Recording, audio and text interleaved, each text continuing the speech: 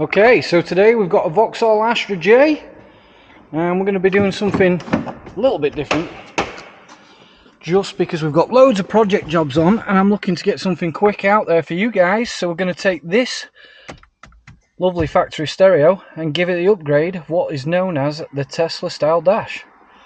Stay tuned. Okay, let's start off by checking out the goods. And I just realised, obviously, it's the first video I've made on my own for a while, and without Rick alongside helping out with this, the camera work is going to be a little less than our usual standard. That is if you judge it anyway, but you know, that's not the be all and end all here. As long as we can get a bit of reasonable footage and get a good job of this stereo done, I'll be happy. So here we are. Let's take a nosy. So, electronic specification certificate. Don't need that. Canvas control box, the wiring harness, pretty basic stuff. Probably a GPS antenna, the usual sort of gubbins. Another bag of wires, so figure that out as we go along. Some RCA video input connections. These are typically for the rear view camera, which is included. We're not going to be fitting that today. Nice free pick tool. It's going to come in handy in a moment. A microphone. Yeah, you certainly get your money's worth out of wiring in this one. More video connections, more wiring. An annoying compressor in the background that I can't turn off, so we'll have to just deal with that. And let's have a look at the unit itself.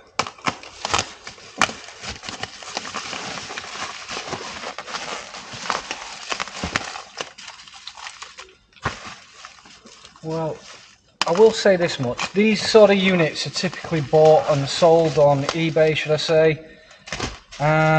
This one is from AliExpress. It's not something I normally go raving about, but we can review it, I suppose, and then recommend it whether it is going to be any good for anybody watching and maybe wanting to do this themselves.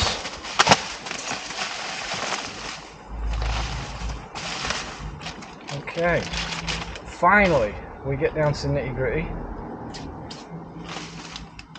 It literally just looks like a tablet, and that's going to be obviously, excuse me, mounted into the center console.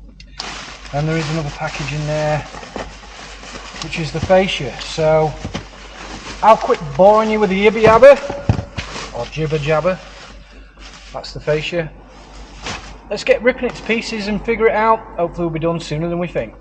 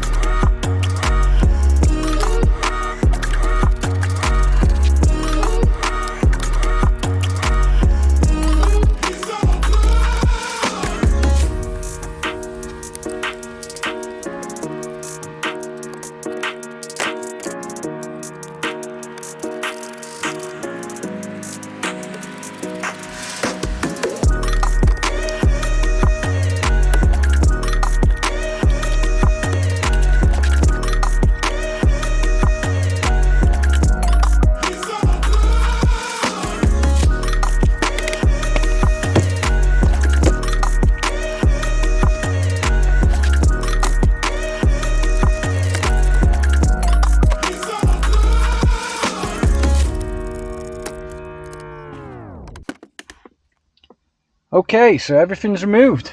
Got all the old bits there, and I've got to modify this bracket here. Basically, this is where the old stereo CD player itself is bolted to. We've got to get rid of this bracketry here, and cut along the underneath. That can come out, then we can fit the TV monitor in. Somebody has been in here before. There's some unpleasantry Scotch locks in there. So I'll get the camera charged up real quick because the battery's trying to die on me. Sweating buckets, it's like 30 degrees, probably about 9:30 at night now. I get this quickly charged up, we'll get some more gear ready for the next steps, and I'll see you back here shortly. Okay, so I've unboxed all the gubbins. We have the screen, the frame, all the wiring, and that is the piece I was talking about that had to be removed out of the dashboard. So I've already cut that out. It's the original mounting bracket for the original stereo. What we need to do next is line up this monitor with this housing here, which is all well and said one-handed, so I'm not going to try that. I'll get the camera set up, I'll start assembling this, and then we'll get on with the wiring.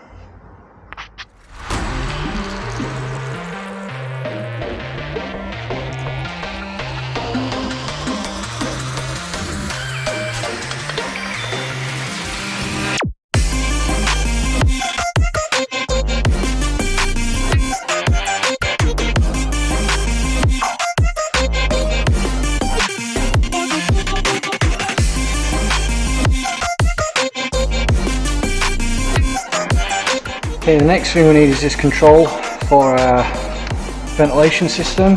Literally there's 3 tabs, that one there, this one here, and that one there, and I've just popped them out, so that should be out just like that.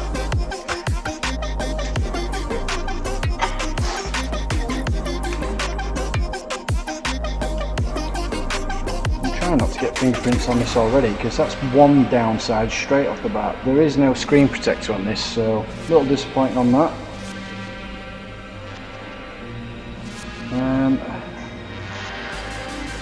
At least I'm hoping there's no screen protector. I've got to unscrew this and get that off, but I'll have a look in a minute.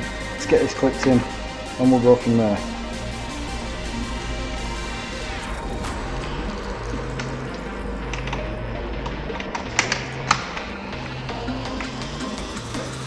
Just like so.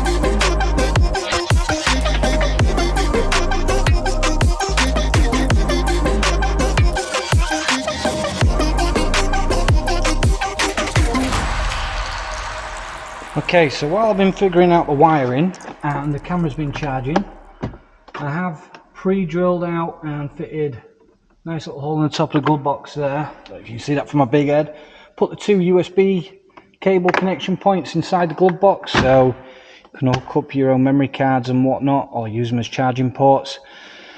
I'm at the stage now where I literally think we are ready for the install, so I'm going to bring the unit in, bring the camera back inside, and let's get to refitting it.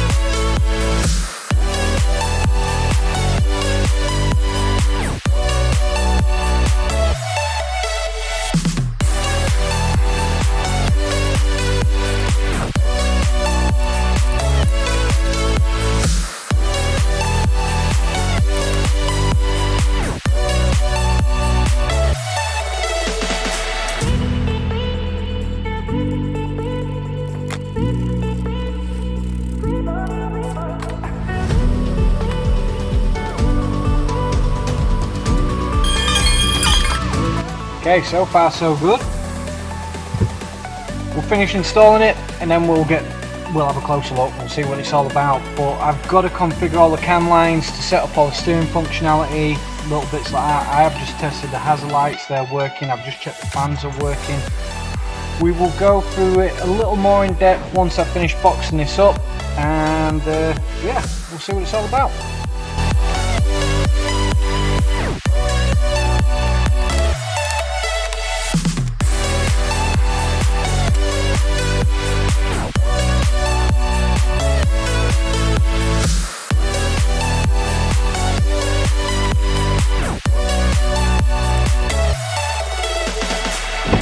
Okay, so we are all done.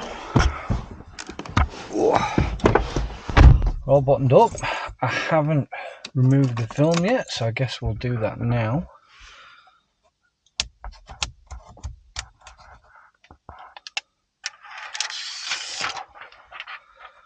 There we go, looking nice. Turn the ignition on.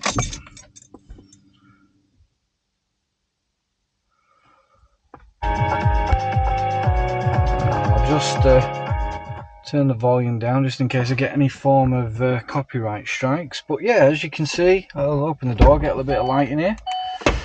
Not that that's really helped, but as you can hear, we've got the beeping going on, so it knows the door's open. If we just start the car up, we'll just go to the home page, and if we start the car, another little cool feature I've noticed so far, I've just had a little play, I'll be honest. Put it in reverse, and as you can see, you get all your parking sensors come up.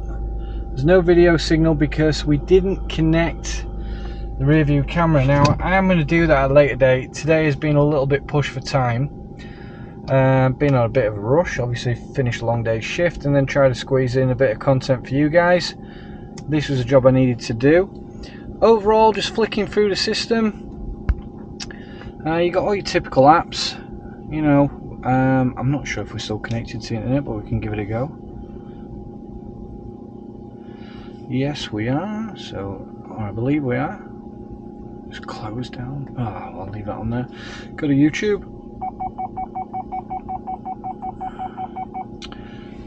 And let's have a look. Let's put in mechanics, eh? We can look that up because that would be us.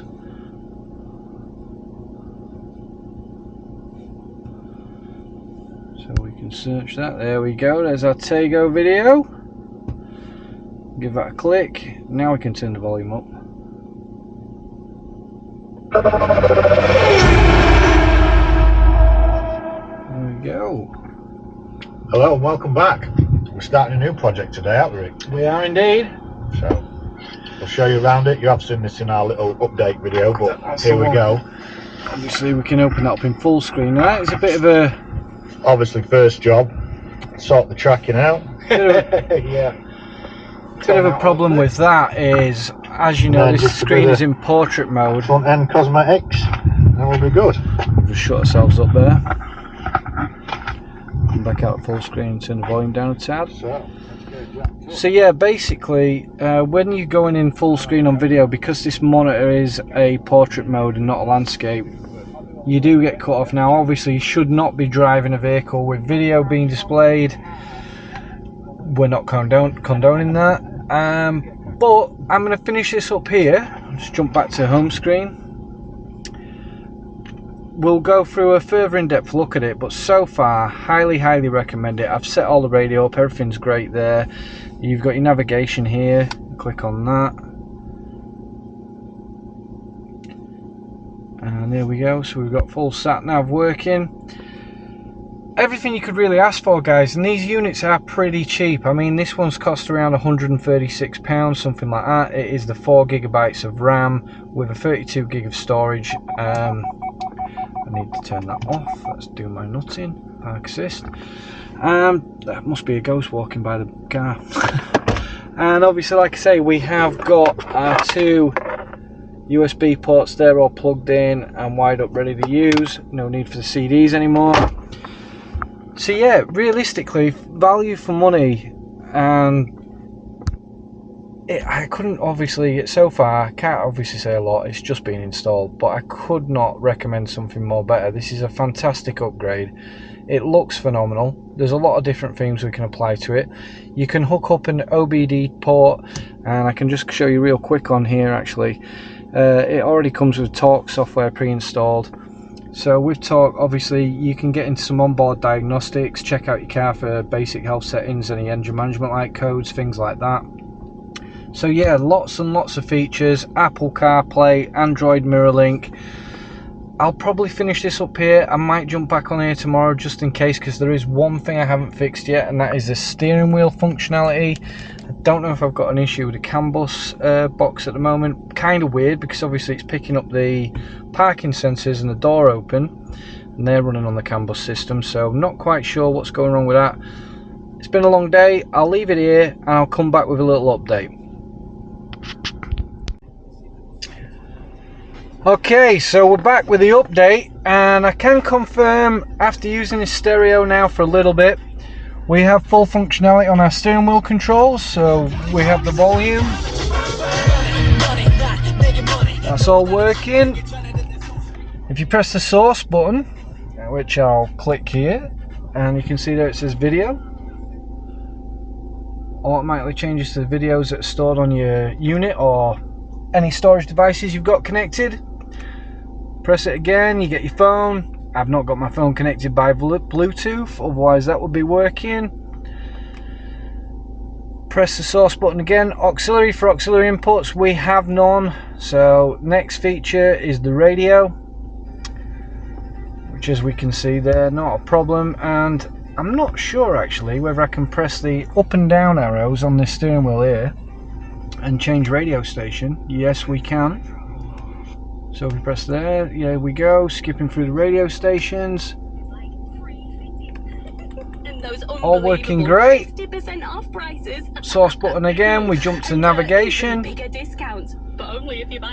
Everything's all preset, so basically it will automatically, I'll just turn that down a touch, it will automatically dim the volume on any music you're listening to or the radio as expected, and bring the sat nav commands over the top.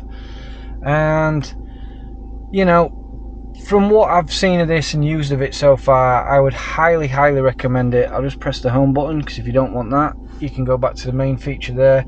You can download, like I was saying yesterday I believe, different themes.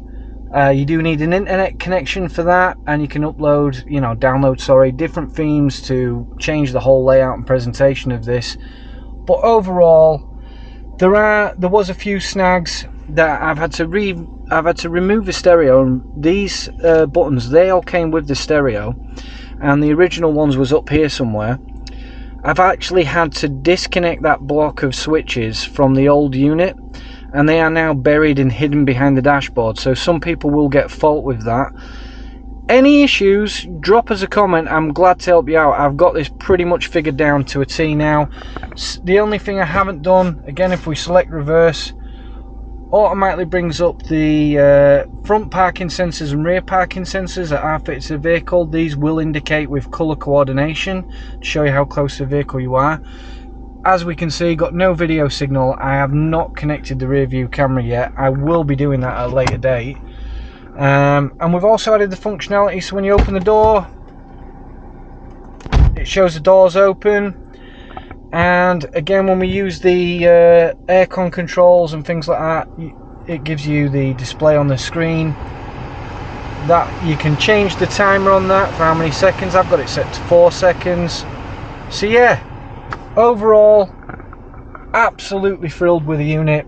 Phenomenal. £136 for this one. 4 gigabytes of RAM, 32 gig of storage.